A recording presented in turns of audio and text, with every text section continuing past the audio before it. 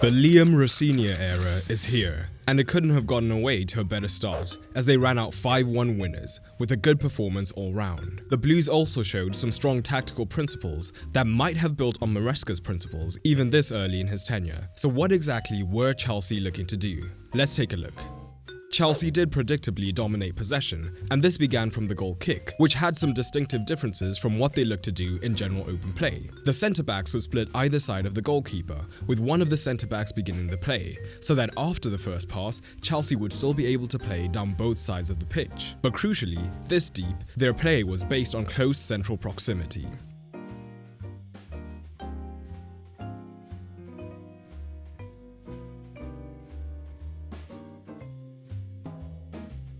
So, the Santos-Caicedo double pivot would be drawn towards the ball as soon as it was live. So if the Charlton front two continued the press onto the centre-backs, if the midfielders did not back up the press, Chelsea would be through the first line of pressure without breaking a sweat. But if the Charlton midfield backed this up, now there were potentially massive spaces for Chelsea to take advantage of between the lines. And with the wingers usually looking to pin the backline deep, it could be up to the centre-forward, or even the fullbacks inverting in to take advantage of this space.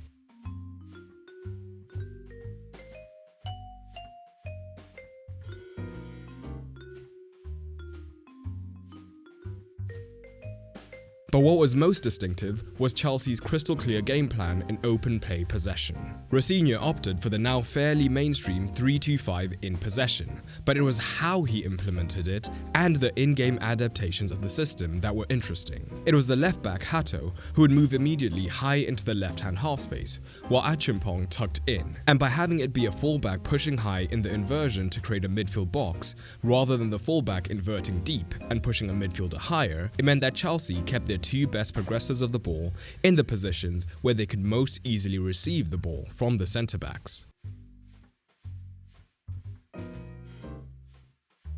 And in the initial phases of the game, Charlton made matters pretty easy for the Blues, as the front two would look to apply pressure on the centre-backs, but they were 3 versus 2 down, meaning one of these men were always potentially in a receiving position, while at the same time, that midfield would be 4 versus 3 down here, due to the box. So even when the midfielders looked to back up the press, there was still the chance that either Hato or Buonanotte would be able to receive in these positions. Although as the seconds ticked by, we did see the Charlton centre-backs be more aggressive in looking to close men down in these situations. But it wasn't long before Charlton abandoned their higher pressing strategy anyway, and the priority became sitting deeper, with the front two initially sitting on the Chelsea double pivot, allowing their midfielders to move one layer deeper and worry about these men between the lines who Chelsea were looking to find. But this is where Chelsea's possession threatened to become sterile at times. The Charlton shape was almost tailor-made to nullify Chelsea. With the half-space men often higher up looking to pin the backline, it quickly became a 5 versus 5 in this region, and the midfield three could screen here as needed,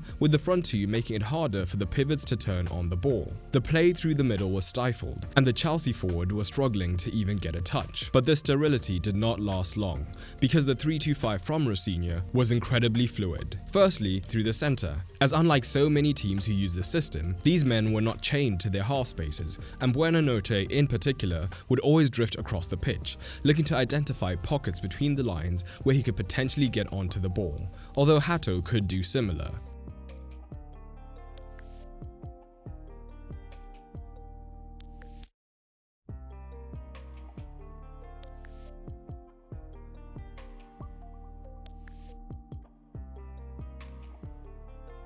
But where the true flexibility was out wide. If Rosenior is to commit to this system, the wide centre-backs will be absolutely vital, as we saw him spread these men incredibly wide early on and high up the pitch, and at times they behaved almost as auxiliary midfielders.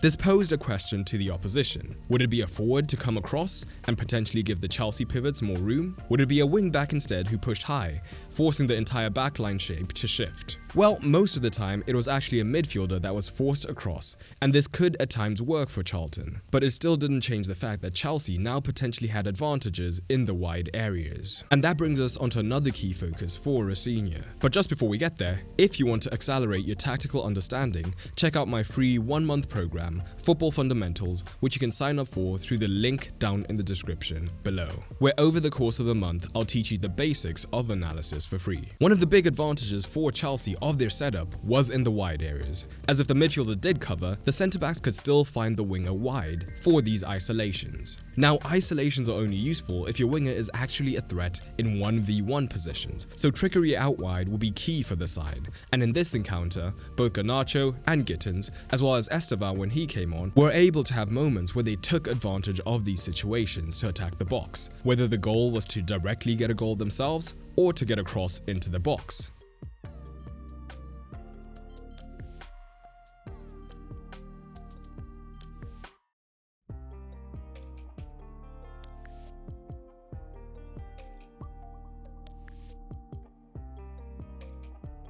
But it didn't just have to be direct, because something Chelsea did extremely well was ensuring that their tempo with their passes never dropped too low. So even when Charlton was shifting across well, the Blues were consistently shifting the ball quickly along the backline, meaning that either the far side midfielder would become free, or more likely, it will be one of the wider centre-backs. And Achimpong was the standout in using this space, driving with the ball whenever this room appeared. Whether it was to try get a shot off himself, or it was to try and turn this 1v1 isolation into a complete overload, either by making the run through the half space himself,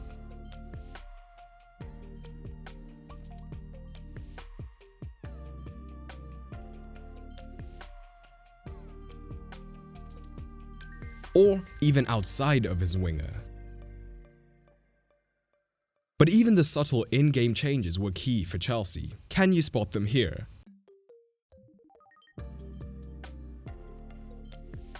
Well, early on in the game, Buonanotte and Hato, when Chelsea were high up the pitch, were much likelier to push high into the front line, looking to pin the centre-backs in these positions. The big disadvantage is that at times being touch tight plays straight into the hands of the defender, and just as importantly, it means there would be less of a midfield overload. But as the game progressed, what we began to see a lot more is both of these men taking up these deeper and slightly wider positions when possible. Firstly, making it harder for the midfielder to try and cover two men, but more importantly, it created genuine overloads in the midfield, or gaps in the backline that Chelsea could then attack if the centre-backs did follow. Situations that the Blues might be able to take advantage of even more effectively in future encounters.